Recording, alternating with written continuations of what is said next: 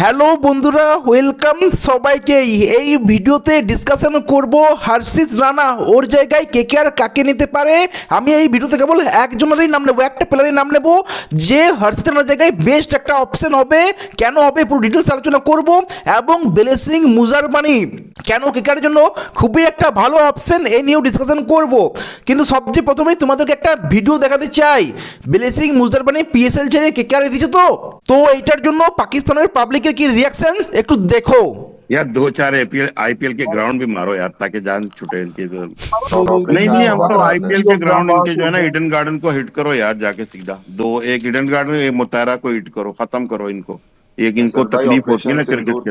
তো চলো এটা নিয়ে তোমরা কি বলবে তোমাদের উপরে ছেড়ে দিলাম, কমেন্টে জানিও। কিন্তু এবার চলো ভিডিওটা শুরু করি। প্রথমে কথা বলবো ব্লেসিং মুজারবানিকে নিয়ে। তো দেখো, ব্লেসিং মুজারবানি খুবই একটা ভালো অপশন হবে কেকেআরের জন্য। মেন কারণ হচ্ছে, প্রথম কারণ তার হাইটটা 6 ফুট 8 ইঞ্চিসের হাইট, মানে সে 10 ফুট থেকে বলটা রিলিজ করবে।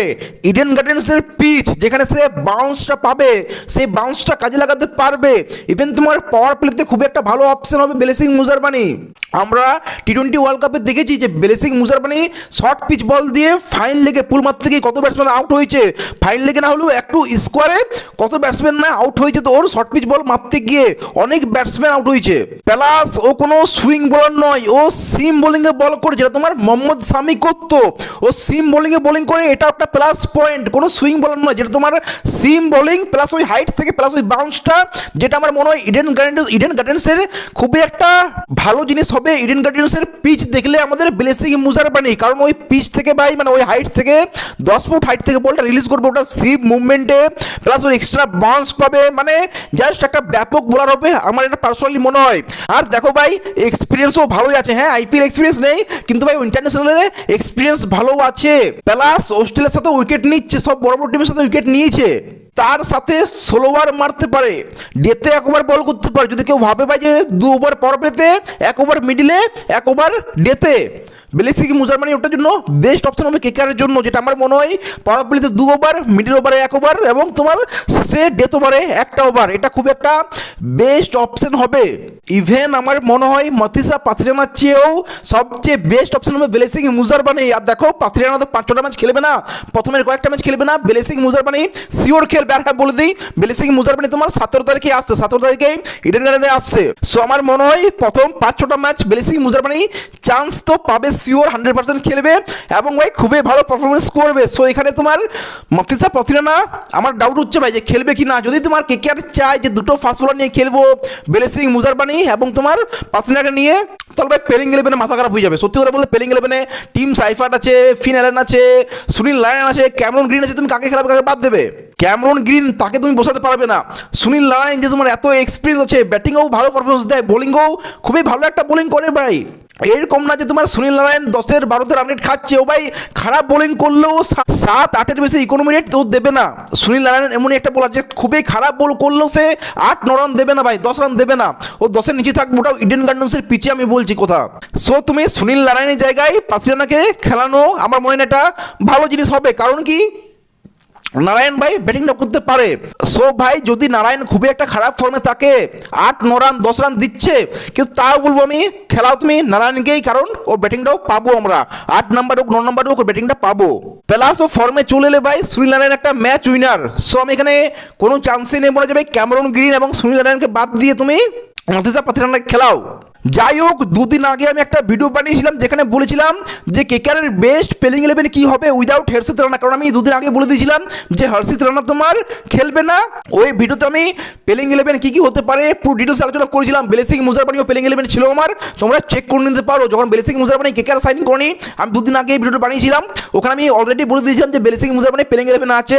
তোমরা চেক করে তোমরা দেখে নিও, তোমরা বুঝবে ভাই যে প্লেইং 11টা কেমন হওয়া উচিত। আর আমি এটা শিওর দিয়ে বলছি ভাই, অনেকেই এটা ভাবেও না যে আমি এই প্লেইং 11টা বলবো, এই প্লেইং 11টা জানাবো, এটা আমার মনে হয় না অনেকেই ভেবেছে বলে।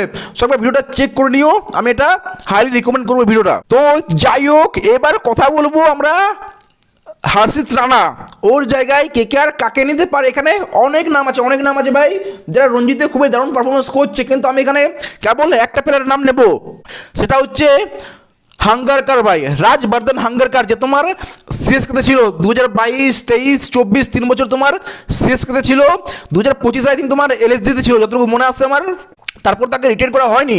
সো আমার মনে হয় হাঙ্গারকার খুবই একটা বেস্ট অপশন হবে। দেখো ওর বয়স কেবল 24 বছর বয়স, প্লাস 3-4 বছরের আইপিএল এক্সপিরিয়েন্স আছে। হ্যাঁ খেলেনি, কিন্তু ভাই ধোনির মতো টিমের সাথে ছিল ভাই। আর যেটা তোমার হার্ষিত রানা করতো সেম জিনিসটা তোমার হাঙ্গারকার করে, 140+ স্পিডে বল করে, ডেথ ওভারে বোলার, প্লাস তোমার লম্বা লম্বা হিট করতে পারে, 8-9 নম্বরে নেমে খুবই একটা ভালো ব্যাটসম্যান সে। আর সবচেয়ে মেন এক্সপিরিয়েন্স আছে ওর, অন্য অন্য জায়গায় সে প্রমাণ করেছে যে ভাই ও সাফিসিয়েন্ট, ভালো ব্যাটিং করতে পারে, ভালো বোলিং করতে পারে, প্রপার একটা অলরাউন্ডার। আর আমার মনে হয় হার্ষিত রানা একটা হাঙ্গারকার একটা বেস্ট অপশন হবে কিকারের জন্য হার্ষিত রানার রিপ্লেসে।